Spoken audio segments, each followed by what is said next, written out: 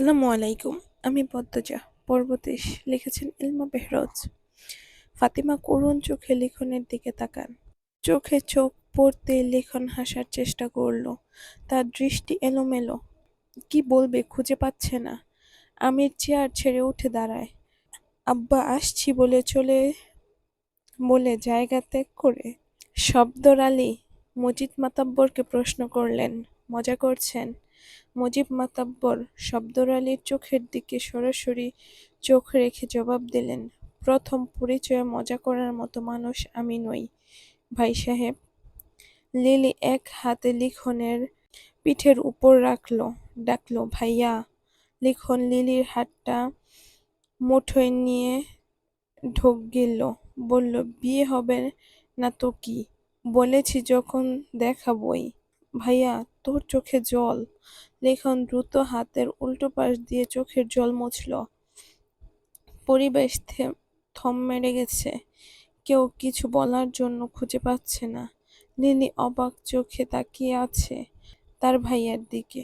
পদ্মজা নামের মেয়েটিকে নিয়ে কত গল্প শুনেছে সে। মেয়েটা তার বয়সী শুনে লিলি খুব হেসেছিল। তার ভাইয়া এত ছোট মেয়ের প্রেমে পড়েছে। দিনগুলো কত যে সুন্দর ছিল। মেট্রিক পরীক্ষার সময় বারবার খোঁজ নিয়েছে, কবে শেষ হবে পরীক্ষা। যেদিন শেষ হবে সেদিন থেকেই শুটিং শুরু হলো। কথা ছিল ১ সপ্তাহ পর থেকে শুরু হবে, কিন্তু জরুরি কারণে আগে শুরু হয়ে গেল। তাই আসতে কয়েকদিন দেরি হলো। মুজিব মাতাব্বর স্তব্ধতা কাটিয়ে বলল, বিয়েটা একটা দুর্ঘটনার জন্য খুব দ্রুত ঠিক হয়েছে। লিখন উৎসুক হয়ে জিজ্ঞাসা করল, কি দুর্ঘটনা? ফরিনা সন্দিহান গলায় বলল, তার আগে কত পদ্মজার লগে কি তোমার প্রেম টেম আছিল? লিখন ফাতিমার প্রশ্নে বিব্রত বোধ করল। ধীর কণ্ঠে জবাব দিল, না, শুধু আমার পক্ষ থেকেই। লিখনের উত্তরে ফাতিমার সন্তুষ্ট হলেন। শব্দর আলী কি দুর্ঘটনা ঘটেছিল জানতে চাইলেন। মুজিব মাতাব্বর সময় নিয়ে ধীরে ধীরে সব বললেন। সব শুনে লিখন আশায় আলো দেখতে পায়। ভাবে এরকম একটা দুর্ঘটনা ঘটেছে, তাই কেউ পদ্মজাকে বিয়ে করবে না। এটা ভেবেই হয়তো পদ্মজার বিয়ে দিয়ে দেওয়া হচ্ছে। সে যদি এখনই বিয়ে করতে রাজি থাকে, তাকে ফিরিয়ে না দিতেও পারে। আর পদ্মজা কি বিন্দুমাত্র ভালোবাসে না তাকে? বাসে, নিশ্চয়ই বাসে। লিখন নিজেকে নিজে সান্ত্বনা দেয়। শব্দর আলী আফসোস নিয়ে বলল, কি আর করার, পরিস্থিতি হাতের বাইরে। আপনারা কিন্তু বিয়ে শেষ করে তবেই যাবেন, বলল মুজিব মাতাব্বর। ফাতিমা মতামত জানালেন দৃঢ়ভাবে, না না, আজই চলে যাব। এই গ্রামে আর এক মুহূর্তও না। শব্দর আলী মৃদু করে ধমকে বললেন, কি বলছ? কিছুক্ষণ পর সন্ধ্যা। এখন ট্রেন পাবো কোথায়? কাল ভোরে না হয় চলে যাব। রিদওয়ান অনুরোধ করে বলল, বিয়েটা শেষ হওয়া অবধি থেকে যান। দেখুন, মেহমান হয়ে এসেই অপ্রত্যাশিত খবর শুনলেন, এই জন্য খারাপ লাগছে। কিন্তু কিছু তো করার নেই। মেয়েটা জলে ভাসবে বিয়েটা না হলে। লিখন সঙ্গে সঙ্গে প্রতিবাদ করে বলল, পদ্মজাকে ফেলনা ভাবছেন কেন? কেউ অপবাদ দিলেই কি সে পচে যায়? রিদওয়ান কিছু বলতে গেলে মুজিব মাতাব্বর কড়া চোখে তাকিয়ে থামতে বললেন। এরপর লিখনকে ডেকে বললেন, উনাদের ঘরে নিয়ে যাও। আর আপনারা না করবেন না। আমি আপনাদের অবস্থা বুঝতে পারছি। বিয়ে অবধি না থাকুন, রাতটা থেকে যান। বাধ্য হয়ে ফাতিমা থাকতে রাজি হলো। তিনি রাগে ফোঁস করছেন। সব রাগ পড়েছে হাওলাদার বাড়ির ওপর। মনে মনে এই বাড়ির বিনাশ চাইছেন তিনি। মেয়েটাকে তুলে নিয়ে যেতে ইচ্ছে হচ্ছে।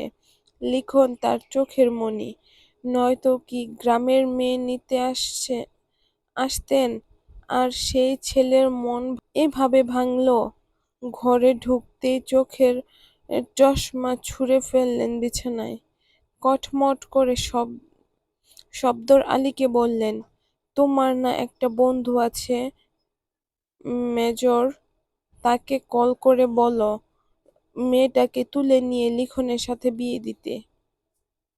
আমার ছেলেকে হাঁটতে দেখতে পারবো না। আহ, চুপ করো তো। সব জায়গায় ক্ষমতা চলে না। পরিস্থিতি বোঝার চেষ্টা করো। কিসের পরিস্থিতি? তুমি জানো তোমার ছেলে ব্যক্তিগত ডায়েরিতে আগে শুধু আমার নাম ছিল, সেখানে এখন বেশিরভাগ পদ্মজার নাম লেখা। কতটা পাগল এই মেয়ের জন্য। এখন মেয়েটাকে ছেড়ে শহরে চলে গেলে ছেলের দেবদাস রূপ দেখতে হবে, আর আমি তা পারবো না। শব্দর আলী পায়ের মোজা খুলতে খুলতে বিরক্ত নিয়ে বলল, তোমার যা ইচ্ছা করো, আমি পারবো না। ক্লান্ত আমি। শান্তি দাও। ফাতিমা কড়া কিছু কথা বলতে গিয়েও থেমে গেলেন। লিলি ঘরে ঢুকেছে। লিখন আসেনি। আমেনা লিলিকে বলল, লিখন কোথায়? কি জানি। ভাইয়া ব্যাগটা আমার হাতে দিয়ে বেরিয়ে গেল। রোদের কঠিন রূপ শীতল হয়ে এসেছে। মৃদু বাতাস বইছে। তবুও লিখন ঘামছে। সে পদ্মজাদের বাড়ি যাচ্ছে। আতঙ্কে ঠোঁট শুকিয়ে কাঠ। মাথায় শুধু একটা প্রশ্ন ঘুরপাক খাচ্ছে, আমি কি পাগলামি করছি? এত আয়োজন ভেঙে কি আমার হাতে তুলে দিবেন পদ্মজাকে? পদ্মজা আমাকে দেখলে কি কাঁদবে? ভালোবাসেনি একটুও? মায়া নিশ্চয়ই জমেছে। লিখন আকাশের দিকে তাকিয়ে মনে মনে আল্লাহর কাছে অনুরোধ করে, আল্লাহ সব যেন ভালো হয়। পূর্ণা বারান্দায় চেয়ার নিয়ে বসে আছে। বাড়ির পেছনে গীত গাইছে অনেকে। সাথে তাল মিলিয়ে দুই বুড়ি নাচ করছে। পুরো বাড়ি সাজানো হচ্ছে রঙিন কাগজ দিয়ে। উঠানের এক কোণে লাল বড় গরু বাঁধা।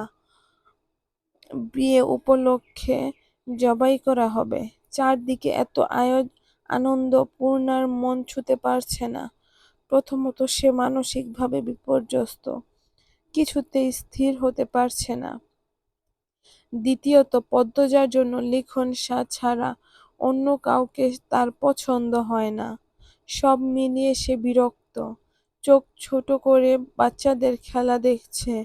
হুট করে চোখে ভাসে লিখনকে। পূর্ণা দ্রুত চোখ কষলে আবার তাকালো। সত্যিই তাই। খুশিতে আত্মহারা হয়ে পড়ে সে। হন্তদন্ত হয়ে ছুটে যায় পদ্মজার ঘরে। পদ্মজা কানে কান দিয়ে বলল, লিখন ভাই আসছে। তুমি কিন্তু পালিয়ে যাবে আপা, এ বিয়ে কিছুতেই করবে না। কথা শেষ করে খুশিতে আবার ছুটে যায় বারান্দায়। এমন দিনে লিখনের উপস্থিতি পদ্মজাকে অপ্রস্তুত করে তোলে। গলা শুকিয়ে দম বন্ধ হওয়ার উপক্রম। লিখন বাড়িতে ঢুকে অবাক হয়ে সব দেখে। কত আয়োজন, কত মানুষ। তার স্বপ্নের রানী পদ্মজার বিয়ে, কিন্তু তার সাথে না। ভাবতেই লিখনের বুক ছ্যাদ করে উঠল।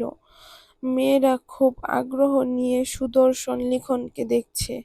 লিখন পূর্ণাকে বারান্দায় দেখে এগিয়ে আসলো। প্রশ্ন করল, কেমন আছো পূর্ণা? পূর্ণা খুশিতে উচ্চ কণ্ঠে জবাব দেয়, ভালো, খুব ভালো ভাইয়া, আপনি? পূর্ণা থেমে গেল। অনেক অনেকে তার উচ্চ গলার স্বর শুনে তাকিয়ে আছে, তাই পূর্ণা চুপসে গেল। আস্তে আস্তে বলল, এত দেরিতে আসছেন কেন? আপার তো বিয়ে, আপনি আপাকে নিয়ে পালিয়ে যান। পূর্ণার এহেম কথায় লিখন হাসে। আদুরে কণ্ঠে জানতে চায়, আন্টি কোথায়? পূর্ণা ঝটপট করে বলল, আপনি আসুন ঘরে, আমি আম্মাকে নিয়ে আসছি। লিখনকে সদর ঘরে বসিয়ে পূর্ণা ছুটে গেল রান্নাঘরে। হেমলতা রান্না করছিল। পাশে অনেকে আছে। পূর্ণা ইশারায় বাহিরে আসতে বলে। হেমলতা হাত ধুয়ে বেরিয়ে আসেন। পূর্ণা ফিসফিসিয়ে বলে, লিখন ভাই এসেছে। কোথায়? বসতে দিয়েছিস? হ্যাঁ দিছি, তুমি আসো। হেমলতা ব্যস্ত পায়ে হেঁটে সদর ঘরে আসেন। এসে দেখেন দুইজন বয়স্ক মহিলা অনবরত লিখনকে প্রশ্ন করে যাচ্ছে। সে কই থেকে এসেছে? এই বাড়ির কি হয়? পদ্মজার মতো চোখ কেন? পদ্মজার আসল বাপের ছেলে নাকি? এমন আরও যুক্তিহীন কথাবার্তা। হেমলতা সবাইকে উপেক্ষা করে লিখনকে বলল, এখন তুমি আমার সাথে আমার ঘরে আসো। লিখন হাঁফ ছেড়ে বাঁচে। হেমলতা পিছু পিছু চলে যায়। নজরে তা আসে। একজন আরেকজনের সাথে আলোচনা করতে থাকে। লিখন এ, গিয়ে সবাই শহরে লিখন শাহকে নিয়ে সবাই ভেবে নিয়েছে পদ্মজা যার সন্তান এই ছেলের তার সন্তান। এজন্যই সবার মধ্য থেকে তুলে নিয়েছে, নয়তো তো কথায় কথায় ধরা পড়ে যাবে। লিখনকে মোড়ায় বসতে দিলেন হেমলতা। লিখন কিভাবে কি শুরু করবে বুঝে উঠতে পারছে না। হেমলতা শুরু করলেন, আমি জানি তুমি কি বলবে। তোমার দুইটা চিঠি আমি পড়েছি। লিখন চমকে তাকালো, আবার স্বাভাবিক হয়ে গেল। হেমলতা বলল, দেখো লিখন, পরিস্থিতি আর হাতে নেই। অন্য সময় হলে আমি পদ্মজাকে তোমার হাতে তুলে দিতাম। তুমি নম্র ভদ্র বুদ্ধিমান ছেলে, কমতি নেই কিছুতেই, কিন্তু এখন তো সম্ভব নয়। তবুও পদ্মজা তোমাকে নিজের মুখে যদি চায়, আমি তাৎক্ষণিক তাকে তোমার হাতে তুলে দেব। কিন্তু সে চাইবে না, কারণ সে তোমাকে ভালোবাসে না। আমার কথাগুলো শুনে কষ্ট পেও না, আমি সরাসরি কথা বলি। পদ্মজার দৃষ্টি অনুভূতি আমার চেনা, সে তোমাকে ভালোবাসেনি কখনো। তোমার মন ভাঙবে ভেবে মায়া হচ্ছে, কষ্ট পাচ্ছে। তুমি বাড়ি ফিরে যাও, কষ্ট হবে ভেবেই বলছি, ফিরে যাও। লিখন কয়েক সেকেন্ড চুপ থাকে, চোখের দৃষ্টি এ, রাখা মাটিতে। বলল, আন্টি, মেয়ের ভালোবাসাটা দেখছেন, অন্যের সন্তানেরটা দেখবেন না। অন্যের স- অন্যের অনেক সন্তানই ই, আমার মেয়েকে ভালোবাসে। সবার কথা ভাবা কি সম্ভব? হেমলতার কথায় ভীষণ আহত হয় লিখন। তার মনে হচ্ছে সে কঠিন পাথরের সাথে কথা বলছে। দুই চোখ জ্বলছে ভীষণ। এক্ষুনি কান্নায় উম, ঠেলে ঠুলে বেরিয়ে আসবে। ছেলে হয়ে কাঁদা ভীষণ লজ্জার ব্যাপার। লিখন নিজেকে সামলানোর চেষ্টা করল। হেমলতা কঠিন স্বরে বলল, তুমি পদ্মজার রূপের প্রেমে পড়েছ লিখন? লিখন সঙ্গে সঙ্গে চোখ তুলে তাকায়। বলে, আন্টি ক্ষমা করবেন, কিছু কথা বলি। পৃথিবীর যে কয়টা সফল প্রেমের গল্প আছে, তার মধ্যে ৯৯ ভাগ সৌন্দর্যের টান দিয়ে শুরু হয়, এরপর আস্তে আস্তে ভালোবাসার গভীর হয়। মানুষকে নিয়ে মানুষকে নিয়ে স্বপ্ন দেখতে গিয়ে ভালোবাসার আকাশ ছুঁয়ে ফেলে। সময়ের ব্যবধানে সে মানুষটা শিরা উপশিরায় বিরাজ শুরু করে। তখন তার অন্যান্য গুণ চোখে ভাসে। ভালোবাসা আরো বড়। কারো কারো তো দোষও ভালো লেগে যায়। যখন অবস্থা এরকম হয় যে রূপ নষ্ট হয়ে গেলেও মানুষটাকে আমার চাই, এই জন্যই বুড়া বয়সেও কুঁচকে যাওয়া মানুষটাকেও ভালোবাসতে ইচ্ছে করে। অথচ শুরুটা হয় সৌন্দর্য দিয়ে। আন্টি, আমি পদ্মজার রূপের মুগ্ধ হয়েছিলাম, এটা সত্যি। কিন্তু গত কয়েক মাসে সারাক্ষণ পদ্মজাকে ভাবতে গিয়ে আমি সত্যি সত্যি পদ্মজাকে ভালোবেসে ফেলেছি। পদ্মজার রূপ আগুনে ঝলসে গেলেও এমন করেই ভালোবাসবো। প্লিজ আন্টি, কথাগুলো শুটিংয়ের ডায়লগ ভেবে উড়িয়ে দিবেন না। বাস্তব জীবনে মুখস্থ ডায়লগ আমি আওড়াই না। লিখনের কণ্ঠে গভীর, কিন্তু চোখ জলে ছলছল করছে। হেমলতা স্তব্ধ হয়ে যায়। কি জবাব দিবেন? ভালোবাসার বিরুদ্ধে কোনো শক্তি কাজে লাগে না। আদৌ কি ভালোবাসার বিরুদ্ধে যুদ্ধ করা যায়? কি তিনি সময় নেন, এরপর বলেন, আমার পদ্মজা তোমার কাছে খুব ভালো থাকতো লিখন, কিন্তু কিছু সমস্যা সমাজে আছে যার মুখোমুখি আমি হয়েছি। জেনে শুনে আমার মেয়েকে সেসবের মুখোমুখি কি করে হতে দেই? লিখন হাত জোর করে বলল, প্লিজ আন্টি। হেমলতা এক দৃষ্টিতে লিখনের দিকে তাকিয়ে আছে। তিনি সিদ্ধান্তহীনতায় ভুগছেন। এমন তো কখনো হয় না। পদ্মজার জন্মের পর সিদ্ধান্তহীনতায় তিনি কখনো ভোগেননি। যেকোনো একটা বেছে নিয়েছেন, আর তাতেই মঙ্গল হয়েছে। এবার কেন এমন হচ্ছে? কেন তিনি নিজের অবস্থানে থেকে সরে যাচ্ছেন? পদ্মজার জীবন নিয়ে তিনি যেন মাঝ নদীতে ভেসে আছেন। চারদিকে স্রোত, মাঝি নৌ মাঝি নেই, বৈঠা নেই। আমির না লিখন? কার কাছে ভালো থাকবে পদ্মজা? হেমলতার শরীর ভীষণ খারাপ লাগছে। তিনি দুর্বল কণ্ঠে বলল, এত বুঝো যখন নিজেকেও সামলাতে পারবে, বাড়ি ফিরে যাও। আন্টি, আমার বেঁচে থাকা কষ্ট হবে। ভদ্রজার সাথে যা হয়েছে, তবুও সে বেঁচে আছে, আর তুমি এইটুকু মানিয়ে নিতে পারবে না? লিখন আর কথা খুঁজে পেল না। আহত মন নিয়ে উঠে দাঁড়ালো। হেমলতা দাঁড়াতে বললেন, ভীষণ ক্লান্ত লাগছে, তবুও হেঁটে এগিয়ে আসেন। লিখনের সামনে এসে দাঁড়ান। বলল, নিজেকে শান্ত রাখো, অনেক দূর চলা বাকি। কারোর জন্য কারো জীবন থেমে থাকে না। ভাগ্য যা থাকে তাই হয়। সব যেহেতু আয়োজন হয়ে গেছে, আর ভেবে লাভ নেই। তবুও কবুল বলার আগেও যদি পদ্মজা বলে তার তোমাকে চাই, আমি সব ভেঙে চুরে পদ্মজাকে নিয়ে ছুটে যাব তোমার বাড়ি। আমি আমার মেয়েকে ভীষণ ভালোবাসি বাবা। এই এই মেয়েটার সুখের জন্য আমি স্বার্থপর হয়েছি। অন্যের সন্তানের কষ্ট চোখে ভাসছে না। আমাকে ক্ষমা করে দিও। হেমলতার চোখে জলের ভিড়। লিখন ভীষণ অবাক হয়ে দেখে এই কঠিন মানুষটাকে। হেমলতা নিজের দুর্বলতা, নিজের কান্না কেন দেখাচ্ছেন লিখনকে? লিখন জবাব খুঁজে পেল না। শুধু এইটুকু বুঝতে পারল, হেমলতার কাছে জীবন মানে পদ্মজা।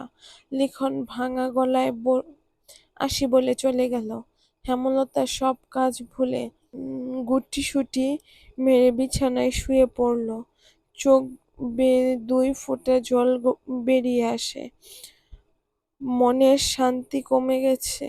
দুর্বল হয়ে পড়েছেন তিনি। নিজের উপর বিশ্বাস, আস্থা পাচ্ছেন না। সিদ্ধান্ত নেওয়ার ক্ষমতা খুঁজে পাচ্ছেন না। আজকে এই পর্যন্তই। সবাই ভালো থাকবেন, সুস্থ থাকবেন। আল্লাহ হাফেজ।